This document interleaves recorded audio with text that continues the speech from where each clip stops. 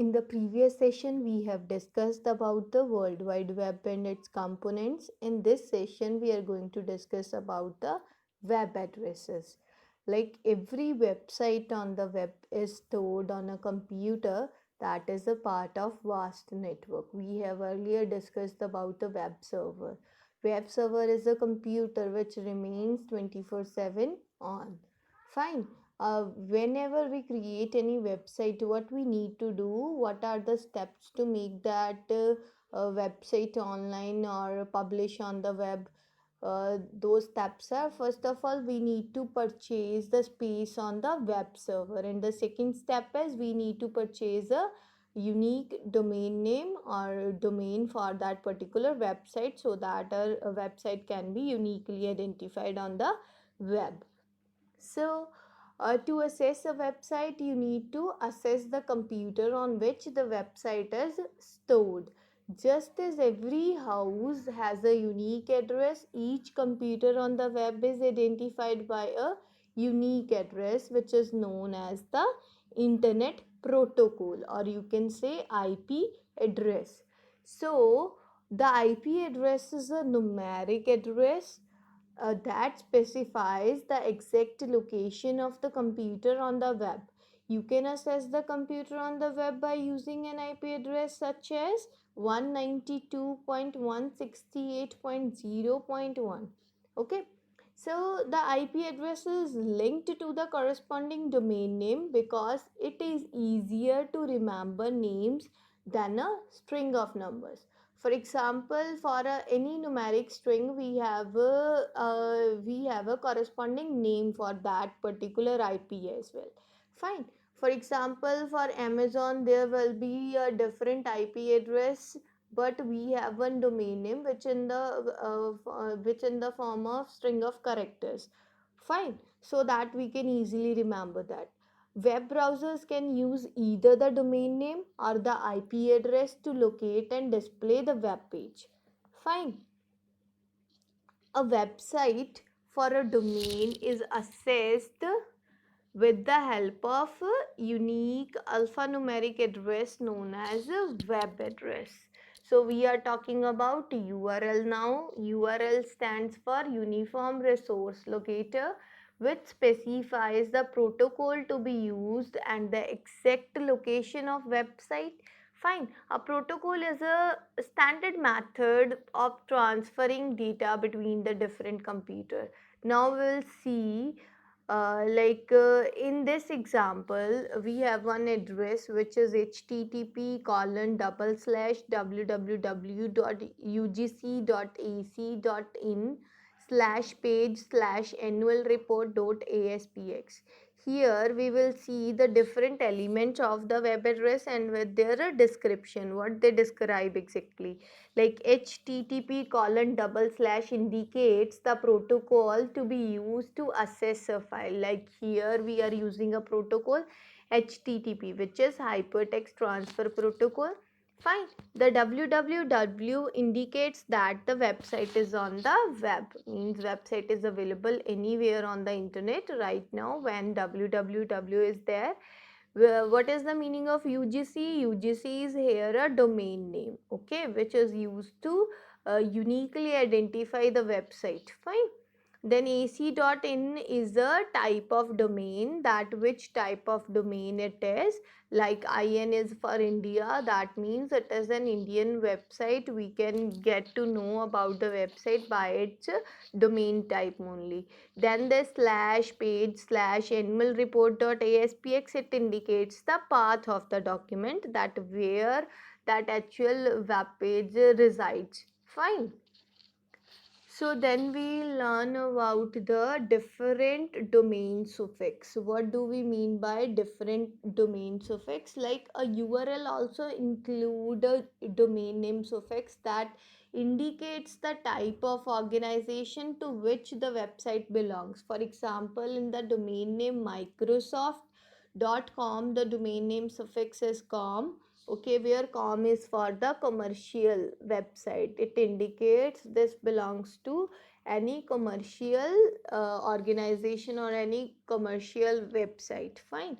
Here is one table which indicates the different types of suffix and with their describes their description. Fine. Here you can see .com indicates that the website is for a commercial organization.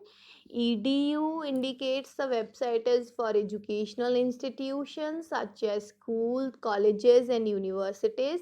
.net indicates that website is for a network oriented organizations or for an ISP, for internet service providers. Fine. So .NET in internet service providers, like we have Airtel, we have BSNL. So these kinds of sites might be having .NET at the end of their domain. Fine. So these indicates the network oriented organization which provides the network access to us. Fine. So what org indicates the websites for a non-profit organizations. Basically, the websites of NGOs or any other non-profit organization might have suffix .org, and .info indicates the website is informative in nature. That means from .info we'll get to know that this website contains some kind of information. Fine, informative website it is. Museum, it indicates the website is used for a museum or for an individual of the museum profession. Fine. You can see there is one important note is there at the end of slide. There are country level domains that are specifically used by a country or an independent territory. Some examples of the country level domains include KE for Kenya, .in for India and .jp for Japan. So there are many more suffix examples are there. We have discussed only some of them. Fine. So now we will see some guidelines to evaluate a website. Like with multiple websites on the web, it is possible that information provided a website is not authentic, means not genuine. That information provided by a website is not genuine. For example, if you are a broker and you need to track the price variations in the market, the information that you get from the website must be accurate. You cannot compromise with the information because it will get you into the losses. So to ensure the correct analysis of the price variation, how you could evaluate the website that it is genuine or not. So there are some guidelines which will help you to evaluate the website. Like first one we have, include reliable content. A good website should state the various sources such as other website, books, or names of expert for the content that is displayed on the website. Means when website shows any content from any other website, has taken help from any book, they need to give the reference of all those things in the reference page, from which sources they have taken the help. If they have provided the those reference section and provided the required name, that means that a website could be a genuine website. And second is the answers your queries. The website should answer your questions by giving you a valid and specific information. Like if you have doubt regarding anything, you can ask you the particular question. If they are providing you the like answer with the valid specification, then you can have a thought of having a genuine website. Fine. Third one is, it includes the content by authors with the credential. Like the people who have written the content that is displayed on the website should preferably be the writer with the reliable content credentials. Like credentials are what? Like the authors of the website should have the required username and password for entering the data on the website, or you can say for writing the content on the website.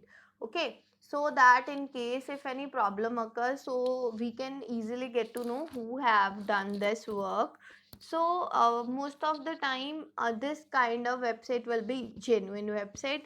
It includes current content. The website should be well organized to help you easily navigate within the website. All the links in the website should be working, and the contents on the website should be regularly updated. Like if the website content is like regularly updated on regular news, that means that website is a genuine website. Fine. I hope it is clear with you now. Now we are going to discuss one important term, which is e-commerce. E-commerce, E stands for electronic commerce.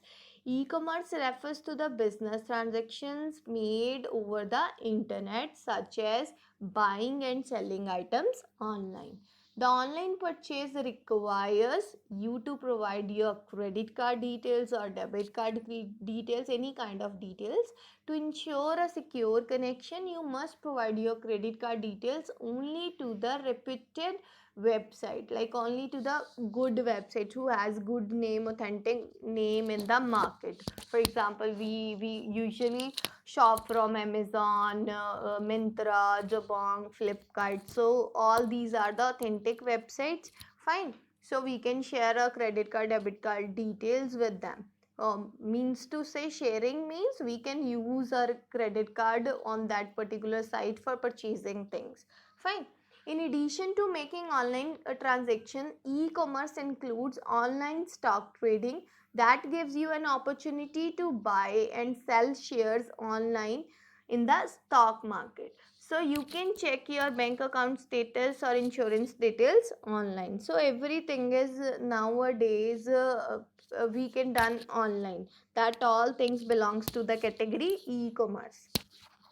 Like you can purchase online tickets to visit a museum. This is one journal example. Nowadays you can book your movie tickets online, you can book your like train tickets online, you can book air tickets online, you can book your hotels online. Everything is possible. They have taken one example of museum. So this is one like journal example. To register to start with any of the website, you need to register yourself with that particular site.